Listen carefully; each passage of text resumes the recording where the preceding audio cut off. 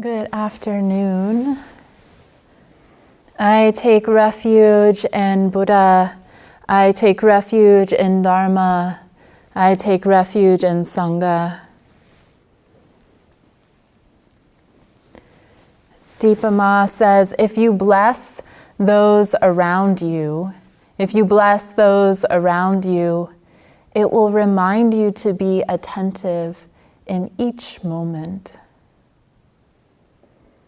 I'd like to again start this talk by sending prayers to all those who are displaced by the fires in Oregon, in California, and in Washington. But also not just these physical fires. There's so much on fire that we are aware of. Fires of oppression, systemic racism, injustice, burning in this country and across the world. Fires of climate change. The fires in the Amazon last year and this year. To COVID-19 affecting the lungs and respiratory system. To George Floyd's death, where he so clearly stated, "I can't breathe." And now these fires where it's unsafe to breathe. For those of you who are located in the Portland area, such a vital teaching about the preciousness of life. And this vital life force, breath. Breath keeps us all alive.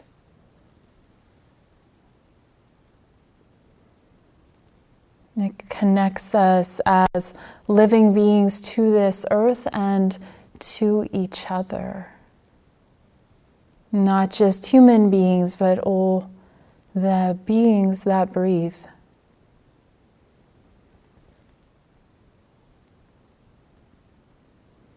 So clearly shows that greed, hatred, and delusion are not going to sustain life on this planet. That we must reclaim wisdom and compassion in order to breathe. We must reclaim our breath, our collective breath. Jogen Sensei has been emphasizing that the power of taking the meditation posture, just sitting upright, this mudra of meditation, this form of meditation, where we spend some time setting up the posture so it has intentionality. Making sure the hips are above the knees in whatever upright posture we're sitting in, allows the spine to be in alignment or to be moving towards alignment. Allows us to rest into the body and to rely on the structure of the body, the skeleton, to support us, where most of the muscles can actually relax quite deeply.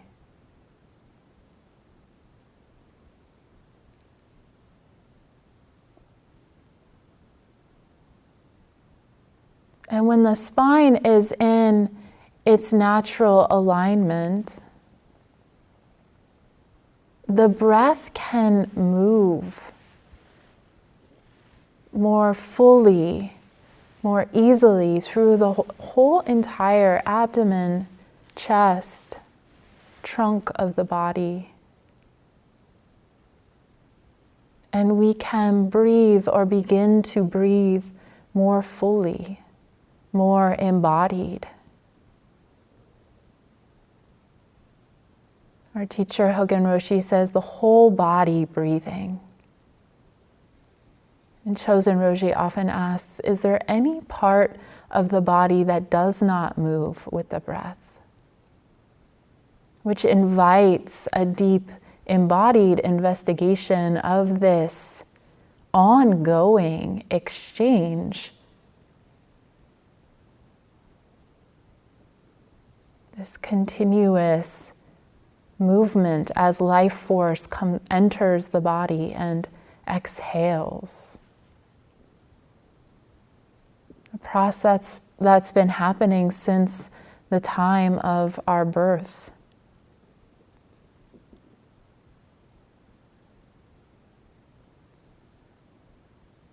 And when someone dies, we say they have taken their last breath.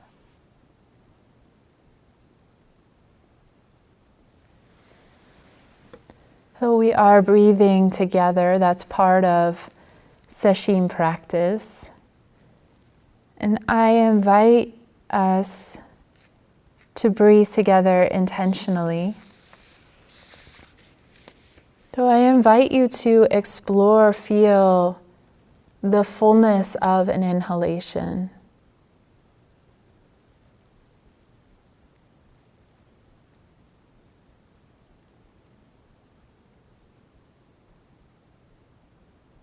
And then the fullness of an exhalation, and let your exhalation be complete. What does that mean? To exhale fully all the way to the bottom, expelling all of the air.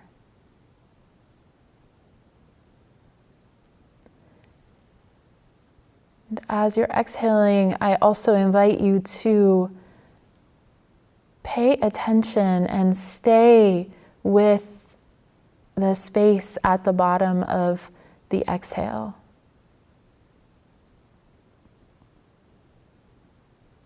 And then whenever it's ready, let the body inhale naturally.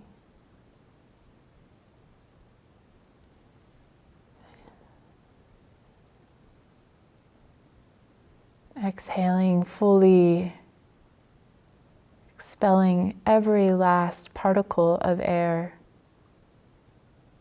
Then rest.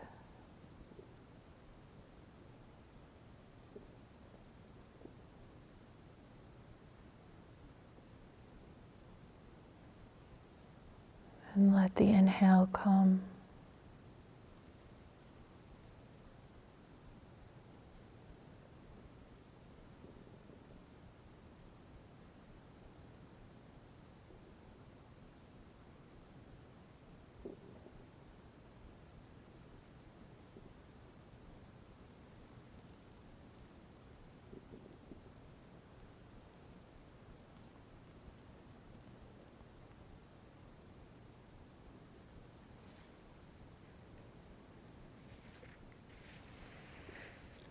We know how to breathe. We're doing it all the time. And yet every time I breathe intentionally, I feel like, oh, there's so much I can learn from the breath. There are places in the lungs that I don't always breathe into. How powerful it is to take a full inhalation, how invigorating, energizing. I'm feeling dull in meditation, just inhale. Refresh. And how an exhale can be so grounding, stabilizing, restful, nourishing. How the mind can get so quiet at the bottom of the exhale.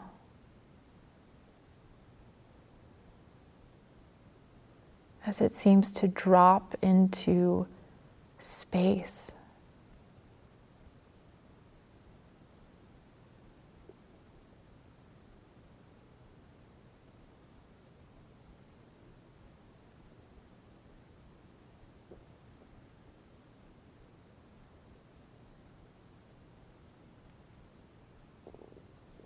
For a moment, you can forget who you are.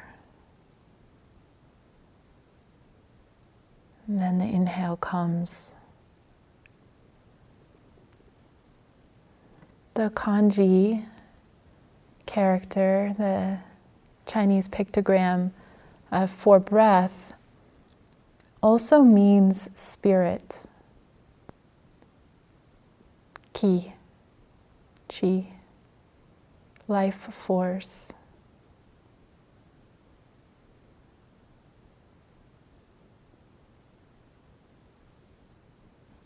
In Zen meditation, we don't emphasize so much manipulating or controlling the breath. The more you hear the instruction, let the breath be as it is. Let the breath be natural. And just sitting in this upright posture, the breath finds its natural rhythm over time.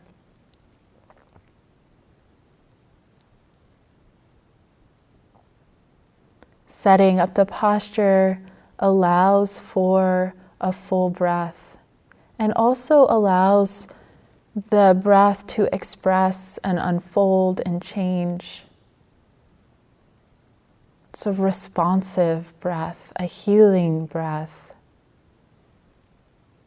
Sometimes just naturally getting directed to areas of tension.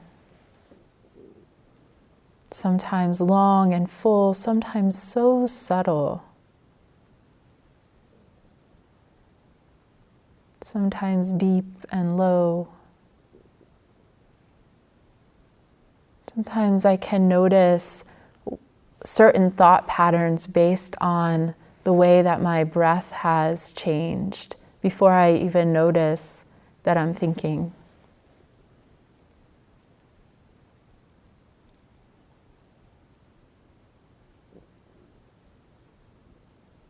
In the posture of Zazen, the breath allowed simply to breathe us, which it's doing all the time.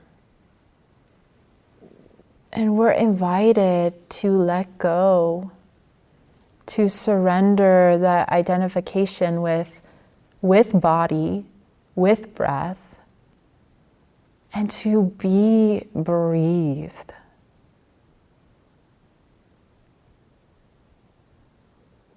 To be breathed. Which, like I said, is happening all the time, quite mysteriously, quite magically. This whole process of life happening all the time without us needing to control much.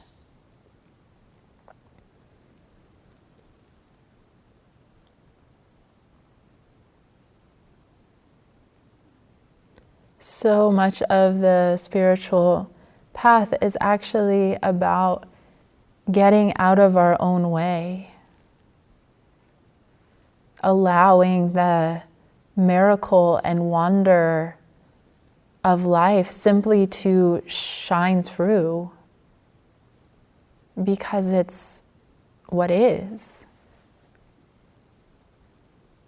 And often it's just our thoughts about the way things should be or shouldn't be that prevents us from being in touch with the miracle. And we can be in touch with the miracle of life even in the midst of an apparent catastrophe or chaos. This breath breathing us is a testament to that.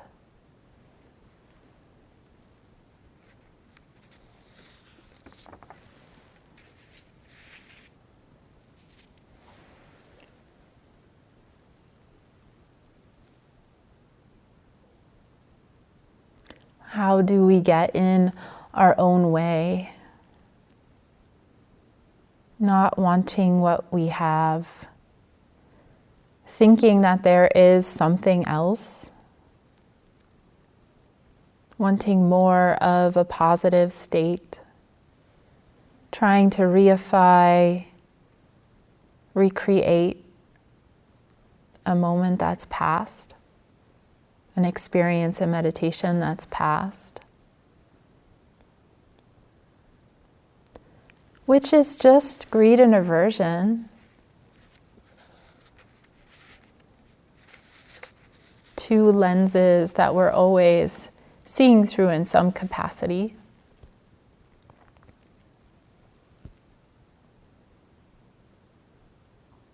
A student asks Zen teacher Hisamatsu, if you follow any way, if you follow any which way, you will never get there. And if you do not follow any way, you will never get there. So one faces a dilemma.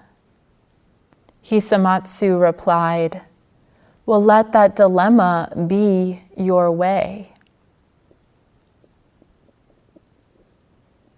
Perhaps said simpler as Marcus Aurelius, let what stands in the way become the way.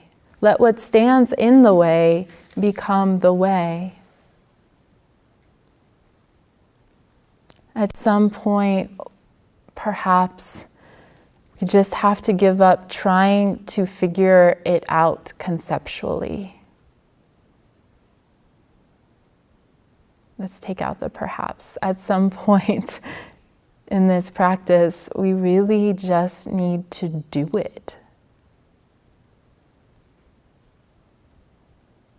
There's these quotes from the early Japanese teachers in America who came to America without learning English and learned English as they started teaching in English. And they said things like, just do, only just be. Imagine if that's all I said, maybe it would be a lot easier. Know where to attach conception onto just do. Just breathe.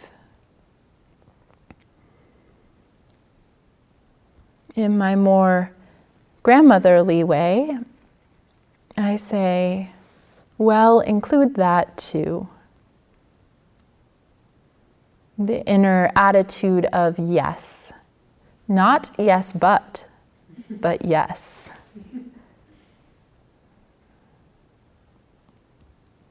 Boredom seems to be obstructing. Include boredom. Get interested in boredom. Where do you feel it? Does it have a location? What is this sensation we call boredom? Nothing is happening. Well, where is this nothing, this null state? How does it feel? Smell, taste. Can you be nothing fully? Whenever you feel obstructed, whenever I feel obstructed, investigate it. If it disappears or can't be found, you don't have to try to recreate it. It's okay to be simple. It's okay to experience ease, rest, calm. Problems often disappear very quickly if we get close enough to them. Or maybe they're never problems at all if we include them as part of this field of awakening. It's one of my favorite questions. I started doing this when I got sick and then realized I could do it anytime I had some obscuration in the mind. Like, well, why do I think this is not awakening? Why do I think this is something else that I need to get rid of?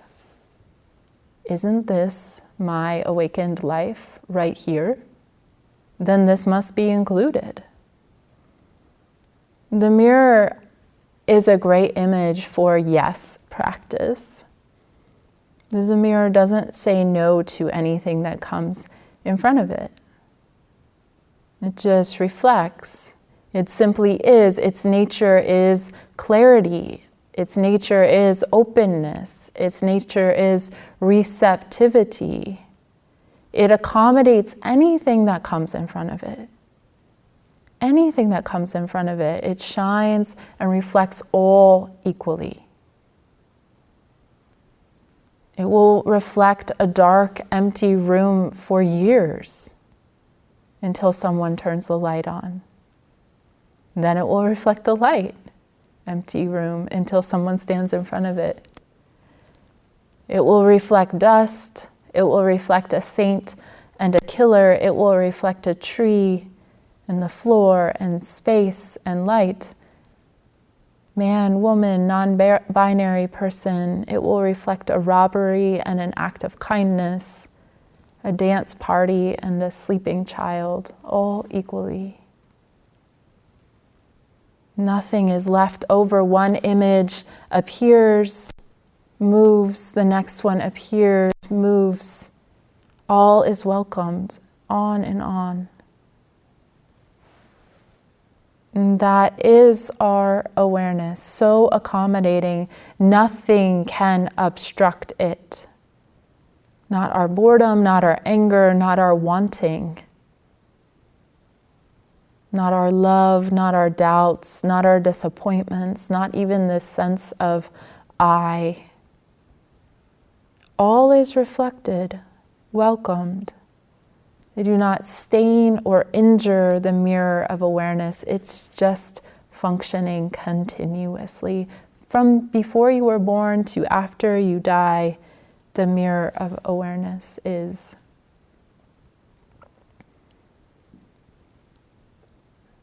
And the appearances, the reflections, they dissolve. And the mirror is still there, saying yes to the next moment, the next moment. Like the breath, the awareness has been with us all of the time. And there's a story of Gayashata, the 18th century, Gayashata, the 18th Zen ancestor, Indian ancestor. Gayashata is an ancestor I've always loved. His story, it's always stuck with me. He was born together with a clear, round mirror. Gayashata was born together with a clear, round mirror. When Gayashata was born from his mother's womb, this mirror appeared simultaneously close to him and became his everyday companion. We've been keeping company with a mirror. Imagine being born with one. This mirror was not ordinary.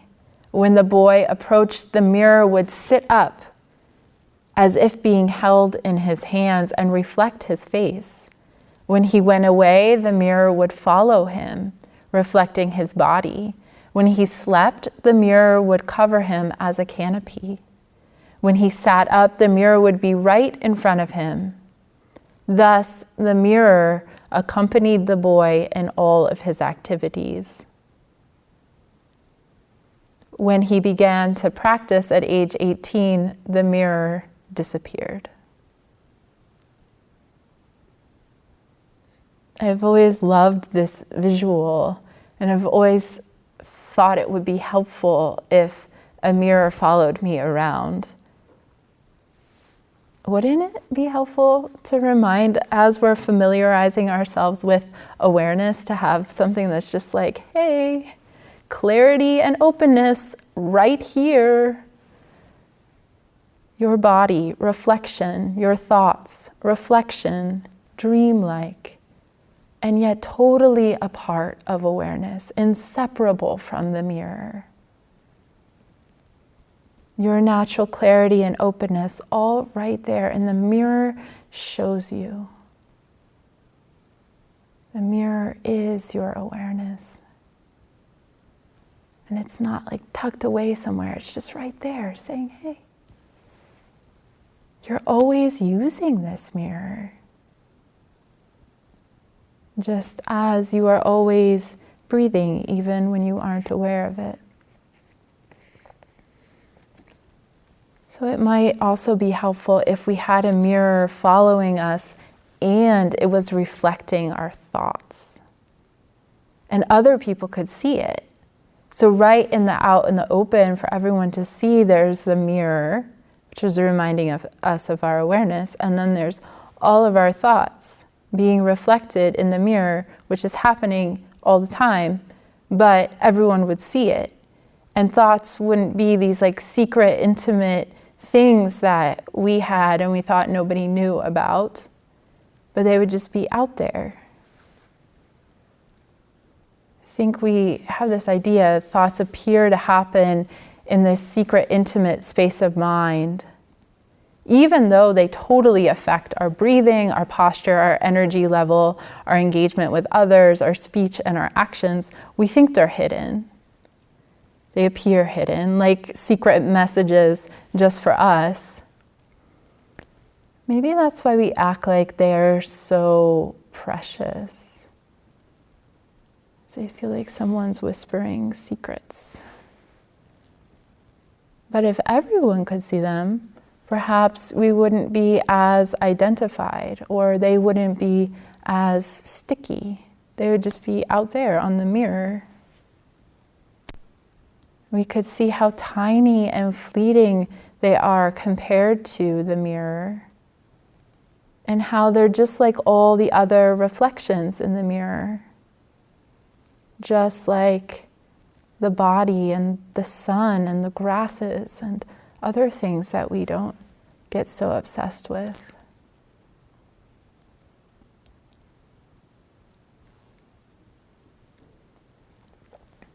Just a thought experiment.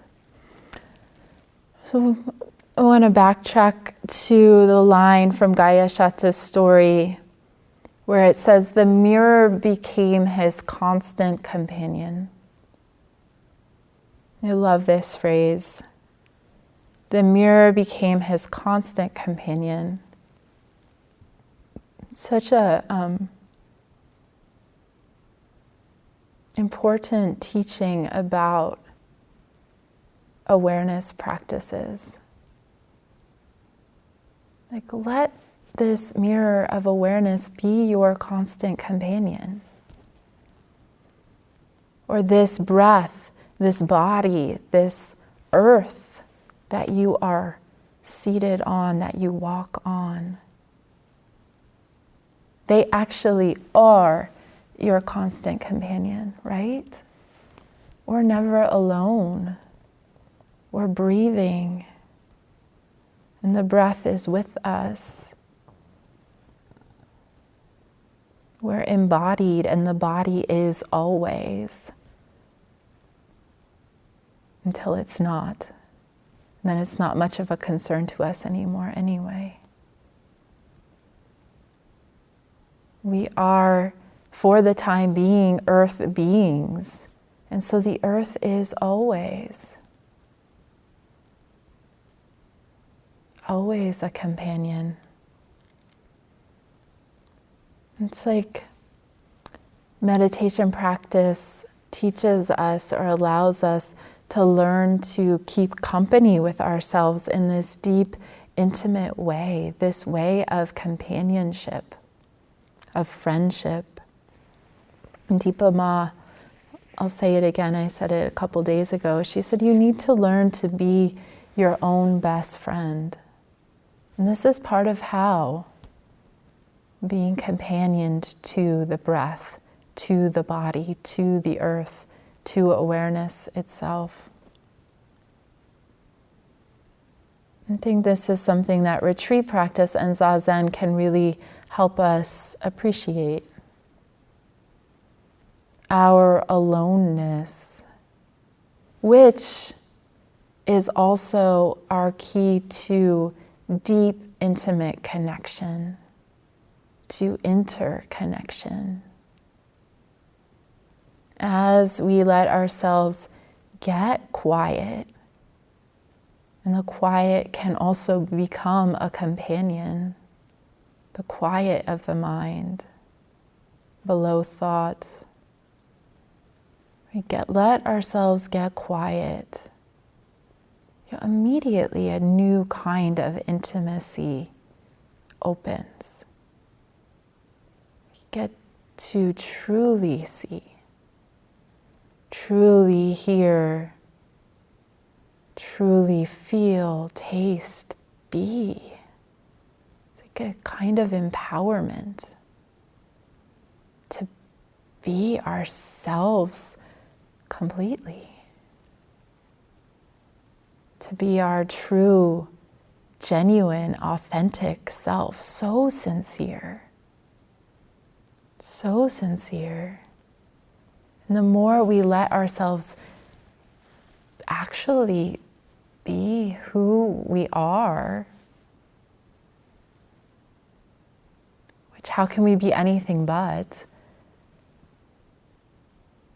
The more we let ourselves be who we actually are, and some people during this retreat have named that self-acceptance or self-love, the more we can live from our truth.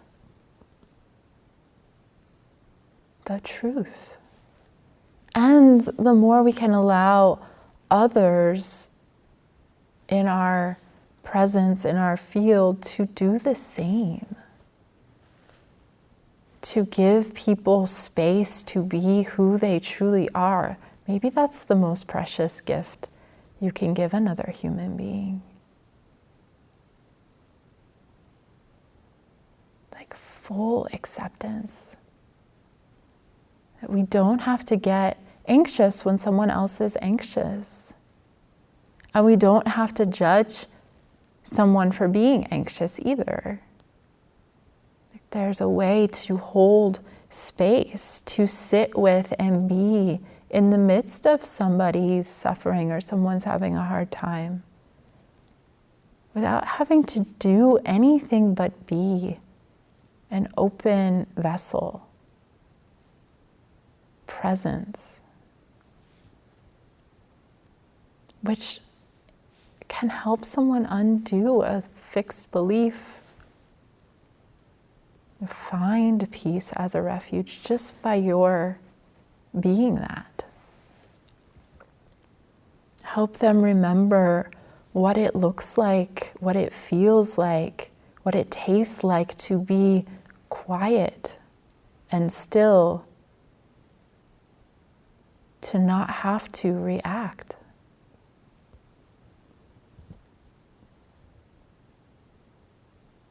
I had a taste of that. I was working at the Amber assisted living facility, and I worked the night shift. And this woman had hard nights, and she would call the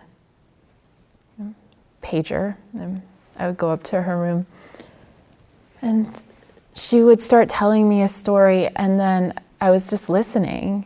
And she would start telling me a story, and then she would notice that I was just listening and pause for a minute. And we would just sit there together, and then she would start telling me another story. And then she would pause for a minute, and I was like, oh, like, this is helping. I don't know what else to do, but this seems to be helping. And at one point I was like, but right now, we're okay. And she looked around and she was like, oh, yeah.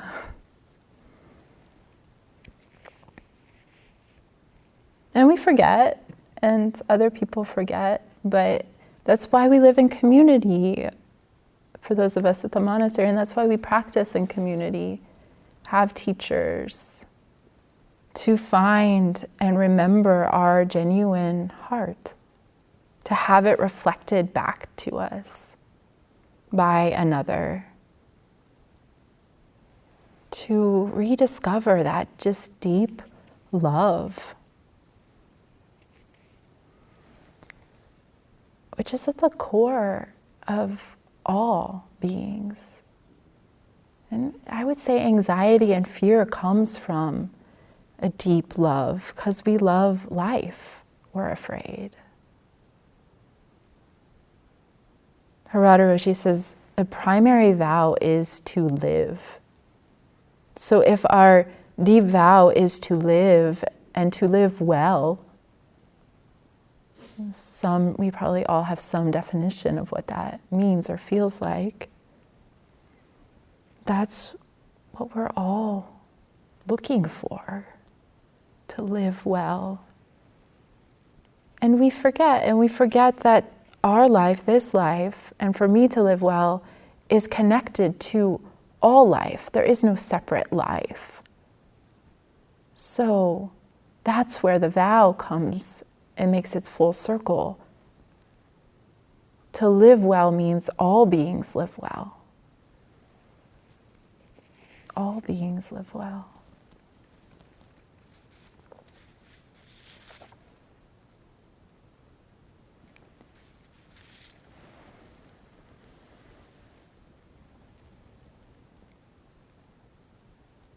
Myoyu gave us this instruction yesterday at Work Circle to stay grounded in our connection with the earth by noticing the different textures of the surfaces we walk on. Beautiful practice. And I was reminded of this. In ancient Rome, there's a festival just before the summer solstice called Vestalia, in honor of Vesta, the goddess of the hearth, of sacred fire, and of the earth itself.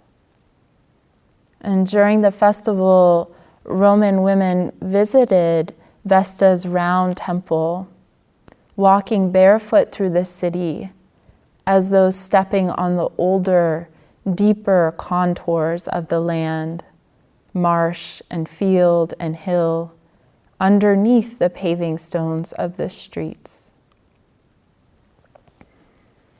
When you walking on the deeper, older contours of the land, walking on the deeper, older contours of the mind ground,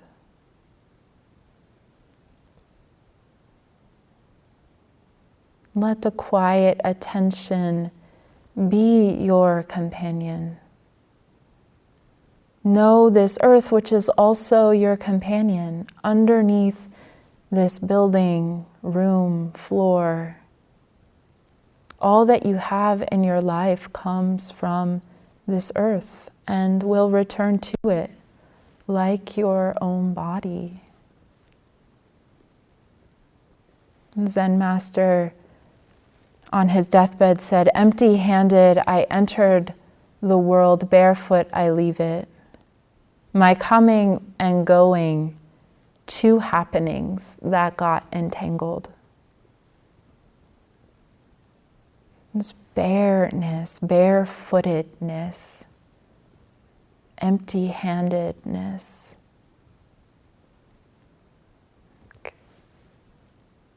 Allowing us, there's a line from a song I really like, take off your language clothing.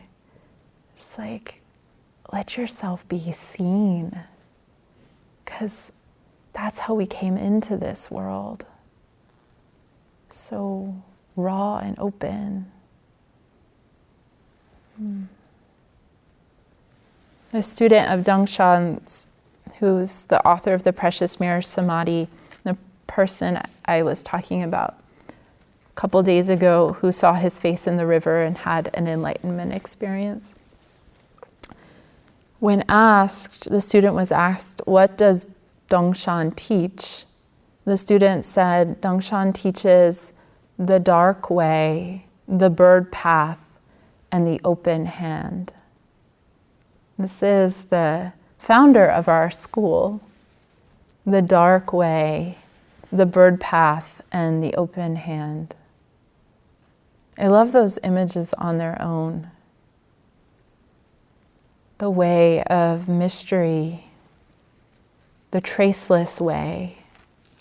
There's nothing to hold on to. The walking is the path.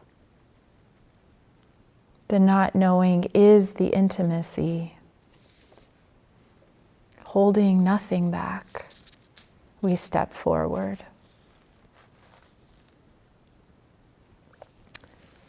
I wanted to emphasize breath, embodiment, earth, and awareness today because this is the last day of retreat, and for many people it can be an integration day. And tomorrow the forms and supports of this retreat will be lifted.